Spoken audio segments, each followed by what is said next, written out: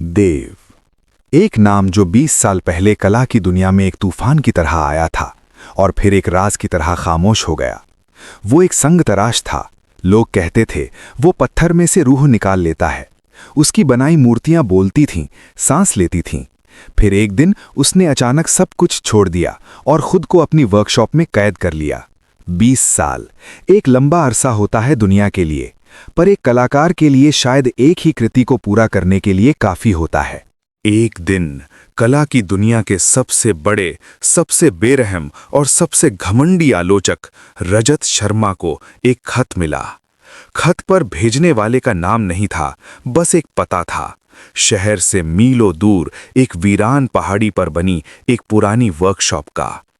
खत में सिर्फ एक लाइन लिखी थी, मेरी आखिरी कृति तैयार है और मैं चाहता हूं उसे देखने वाला पहला और आखिरी इंसान तुम हो रजत। रजत शर्मा, वो आदमी जिसकी कलम में स्याही नहीं जहर भरा था। उसके एक लेख ने बड़े बड़े कलाकारों को गुमनामी के अंधेरे में धकेल दिया था। उसे याद आया 20 साल पहले उसी ने देव की कला को भावनाओं का खोखला दिखावा कहकर बर्बाद कर दिया था। आज वही देव उसे बुला रहा था। तो बुढ़ा अभी जिंदा है और उसे लगता है कि वो मुझे अपनी आखिरी कलाकारी से प्रभावित कर लेगा। जरूर कोई दया की भीख मांगने वाला काम किया होगा। जाना तो पड़ेगा। दुनिया को ये बताना भी तो है कि देव एक हारा हुआ कलाकार था। रजत अपनी महंगी गाड़ी से उस वीरान पहाड़ी पर पहुंचा। वर्कशॉप के दरवाजे पर कोई ताला नहीं था। उसने दरवाजे को धक्का दिया और धूल और खामोशी की एक दुनिया में कदम रखा। अंदर अधूरी मूर्तियों के ऊपर सफ़ेद चादरें पड़ी थीं, जैसे वो कलाकारों के मरे हुए सपनों की कब्रें हों। और उस वर्कशॉप के बीचों बीच एक बूढ़ा आदमी खड़ा था, जिसकी आंखों में 20 साल की तन्हाई और एक अजीब सी शांति थी। वो देव था। आ गए तुम रजत। मुझे पता था तुम्हारा अहंकार तुम्हें यहाँ जरूर लाएगा। तो कहाँ है तुम्हारा वो मास्टरपीस? जल्दी दिखाओ, मेरे पास फालतू वक्त नहीं है इन कब्रों के बीच खड़े रहने का। देव कुछ नहीं बोला। वो बस मुस्कुराया, एक ऐसी रहस्यमयी मुस्कान जिसे देखकर रजत को पहली बार एक अनजानी घबराहट महसूस हुई। देव धीरे धीरे उस सबसे बड़ी चादर की तरफ बढ़ा, जिसके नीचे उसकी 20 साल की मेहनत छिपी थी। तैयार हो जाओ रजत, उस चीज को देखने के लिए जो तुम्हारी जिंदगी बदल देगी। जैसे ही चादर गिरी, रजत की आंखें खुली की खुली रह गईं। उसके सामने कोई देवी देवता या कोई खूबसूरत परी की मूर्ति नहीं थी। उसके सामने एक मूर्ति थी जो हूबहू उसी की थी, रजत शर्मा की। हर एक डिटेल, उसके चेहरे पर अहंकार की लकीरें, उसकी आंखों में दूसरों को नीचा दिखाने वाली क्रूरता, उसके होठों पर वो व्यंग्य भरी मुस्कान, सब कुछ पत्थर में जिंदा था। ऐसा लग रहा था जैसे किसी ने उसकी आत्मा को निकालकर पत्थर में कैद कर दिया हो। ये क्या बकवास है? ये तुमने क्या बनाया है? मेरी मूर्ति? तुम मेरा मजाक उड़ा रहे हो देव? मजाक नहीं रजत, ये मजाक नहीं, ये सच्चाई है। ये वो रजत है जिसे दुनिया नहीं देख पाती, पर एक कलाकार की आंखें देख लेती हैं।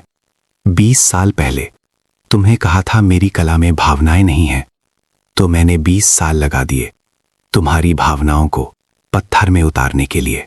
रजत हंसने लगा, पर उसकी हंसी खोखली थी। वो मूर्ति के चारों तरफ घूमने लगा, उसमें कोई कमी ढूंढने के लिए, पर वो जितनी गहराई से देखता उतना ही उलझता जाता। मूर्ति की आंखों में एक अजीब सी चमक थी, जैसे वो उसे घूर रही हों। उसे ऐसा महसूस होने लगा जैसे वर्कशॉप की हवा भारी हो रही है, जैसे वो पत्थर की आंखें उसे सम्मोहित कर रही हों। वाह, तो ये है तुम्हारा बदला, एक पत्थर का टुकड़ा? देव, तुम सच में पागल हो गए हो। ये कला नहीं, ये तुम्हारी सनक है। मैं कल के अखबार में तुम्हारी इस कृति को ऐसा जलील करूंगा कि लोग तुम्हारे नाम पर थूकेंगे। तुम कुछ नहीं लिख पाओगे रजत। क्यों नहीं लिख पाऊंगा? मुझे रोकेगा कौन? तुम? मैं नहीं, वो मूर्ति तुम्हें रोकेगी। एक पल रुककर ध्यान से देखो रजत, उसकी आंखों में देखो, तुम्हें कुछ दिखेगा। रजत ने गुस्से में मूर्ति की आंखों में झांका और जैसे ही उसने देखा उसे एक झटका लगा। मूर्ति की पत्थर की आंखों के अंदर उसे एक और चेहरा दिखाई दिया, एक रोती हुई औरत का चेहरा। वो चेहरा उसकी पत्नी का था, जिसकी मौत का जिम्मेदार वो खुद था, पर यह राज उसके सिवा कोई नहीं जानता था। फिर उसे दूसरा चेहरा दिखा, उस नौजवान कलाकार का जिसने रजत के बुरे लेख के बाद आत्महत्या कर ली थी। एक एक करके वो सारे चेहरे दिखने लगे जिन्हें रजत ने अपनी कलम से बर्बाद किया था। नहीं, ये नहीं हो सकता। ये मेरी आंखों का धोखा है। तुमने ये कैसे किया? मैंने कुछ नहीं किया रजत। ये पत्थर साधारण नहीं है। ये उसी पहाड़ से लाया गया है जहां तुमने उस नौजवान कलाकार को मरने के लिए मजबूर किया था। ये पत्थर याद रखता है, ये पत्थर इंसाफ करता है। ये एक आईना है जो तुम्हें तुम्हारी असली शक्ल दिखा रहा है। रजत चीखने लगा। वो भागने के लिए दरवाजे की तरफ दौड़ा, पर जैसे ही वो दरवाजे पर पहुंचा उसने महसूस किया कि उसके पैर जमीन पर जम रहे हैं। उसने नीचे देखा और उसकी रूह कांप गई। उसके पैर धीरे धीरे पत्थर में बदल रहे थे। देव, ये क्या हो रहा है? मुझे बचाओ देव। मैंने कहा था ना रजत, ये मेरी आखिरी कृति है। एक ऐसी कृति जिसमें कलाकार और कला दोनों अमर हो जाएंगे। मेरी ये मूर्ति अधूरी थी, इसे एक दर्शक की जरूरत थी। अब ये पूरी हो गई। रात बीत गई, फिर सुबह हुई। दिन हफ्तों में बदले और हफ्ते महीनों में। दुनिया के लिए रजत शर्मा बस गायब हो गया था। कुछ ने कहा वो देश छोड़कर भाग गया, कुछ ने कहा उसने खुद को कहीं कैद कर लिया। कोई नहीं जानता था कि वो अपनी ही आलोचना का एक हिस्सा बन चुका था, एक पत्थर की मूर्ति बनकर, हमेशा के लिए। देव की वर्कशॉप में अब 2 मूर्तियां थीं। एक जो देव ने 20 साल में बनाई थी, रजत का अहंकार, और दूसरी जो उस पत्थर ने खुद बनाई थी, रजत का डर और पछतावा।